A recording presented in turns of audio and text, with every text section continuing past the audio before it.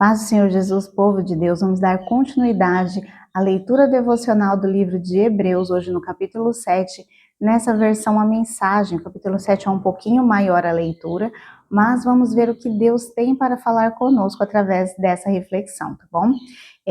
Iniciando o subtítulo diz o seguinte: Melquisedeque, sacerdote de Deus. Leitura. Melquisedeque era rei de Salém e sacerdote do Deus Altíssimo. Ele se encontrou com Abraão, que voltava de derrotar alguns reis, e o abençoou. Abraão, por sua vez, entregou a ele a 10ª parte do espólio de guerra. O nome Melquisedeque significa rei de justiça, e Salém significa paz. Portanto, ele é também o rei da paz. Melquisedeque é mencionado na história sem registro de laços familiares, sem indícios de que teve início ou fim. Nesse sentido, ele é como o Filho de Deus, uma presença sacerdotal grandiosa dominando todo o cenário. Podemos deduzir que Melquisedeque era alguém muito importante, pelo fato de nosso pai Abraão ter dado a ele o dízimo dos despojos. Aqui, se inicia aí um pouquinho da questão dos dízimos, fala lá dos sacerdotes, tudo, mas aqui também tem esse reforço, da questão do dízimo, para a justiça, ali, que ele representava essa paz, essa justiça, como um mandamento, não foi pedido a Abraão, Abraão entregou voluntariamente como um reconhecimento ali. Os sacerdotes descendentes de Levi são autorizados a recolher os dízimos do povo, ainda que sejam mais ou menos iguais, sacerdotes e povo, tendo um pai em comum. Um pai em comum, Abraão. Mas esse homem, um estrangeiro, recebeu dízimos de Abraão e abençoou aquele que havia recebido as promessas de Deus. Em atos de bênçãos, o menor é abençoado pelo maior. Vejamos o caso por outro ângulo. Entregamos nosso dízimo a sacerdotes, que morrem. Mas Abraão deu o dízimo a um sacerdote que, de acordo com as escrituras, vive, representando que não entregamos a homens, mas entregamos a honra a Deus. Ele é uma simbologia aqui, Melquisedeque. Vocês podem até argumentar que, sendo Levi descendente de Abraão e tendo Abraão dado o dízimo a Melquisedeque, quando damos os dízimos à tribo sacerdotal de Levi, eles terminam em Melquisedeque. Um outro subtítulo, um sacerdócio permanente. Se o sacerdócio de Levi e Arão, que deu a estrutura para a entrega da lei, pudesse tornar as pessoas perfeitas, não haveria necessidade de um novo sacerdócio, como o de Melquisedeque. Mas como esse sacerdócio não conseguiu cumprir seu objetivo, houve uma mudança de sacerdócio. Com ele veio uma nova lei, que instituía mudanças radicais. Não há meio de entender essas mudanças nos termos do antigo sacerdócio levítico. É por esse motivo que não há nada na árvore genealógica de Jesus que possa conectá-lo à linhagem sacerdotal de Levi. Mas o episódio de Melquisedeque traz uma analogia perfeita. Jesus, sacerdote como Melquisedeque, não por ascendência genealógica, mas pela absoluta força da vida ressurreta.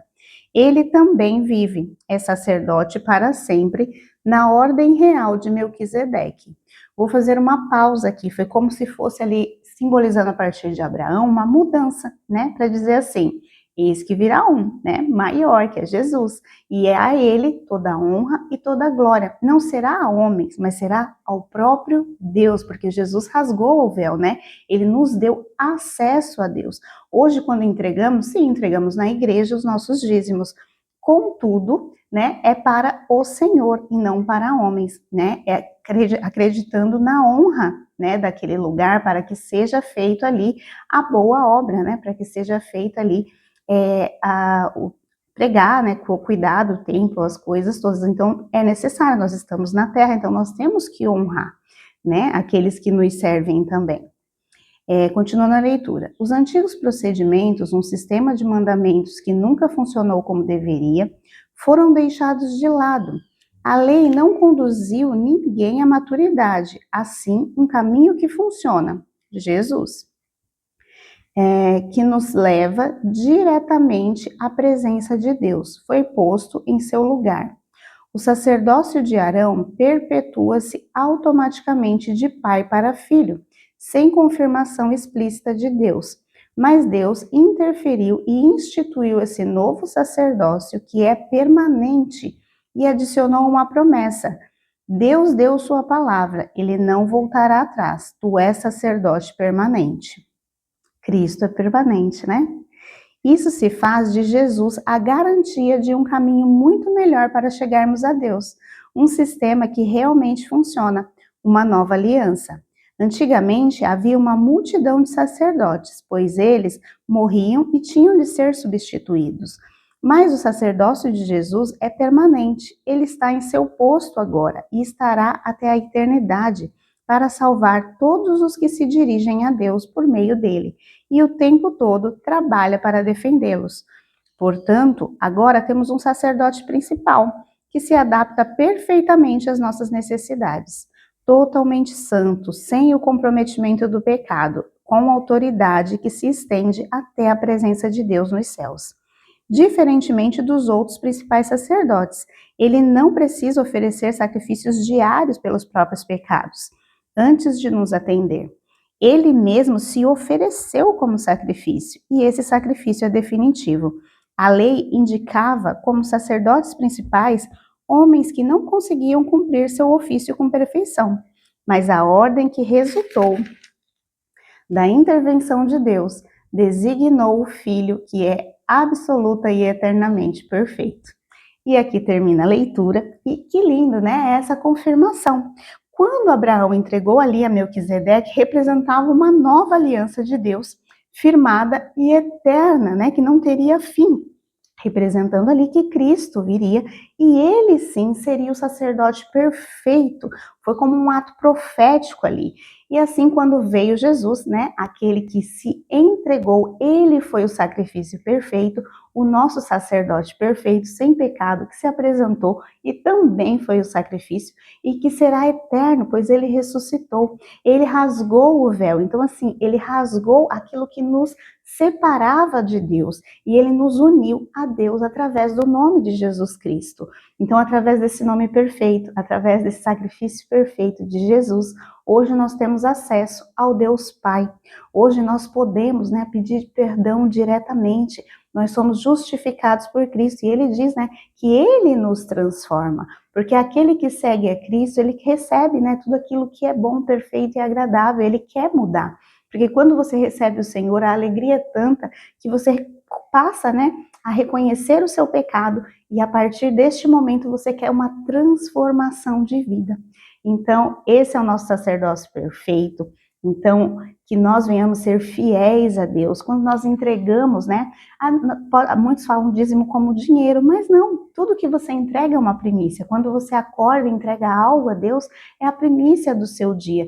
Quando você doa, sabe, o seu tempo para alguém, é a primícia do seu tempo também. Você pode doar em tudo que você fizer, fazer para Deus, né? E ele vai receber de bom grado. Não precisa ter um altar específico, um lugar específico, mas você pode viver a sua vida e entrega ao Senhor, porque ele recebe o tempo todo e ele se apresenta diante do trono o tempo todo.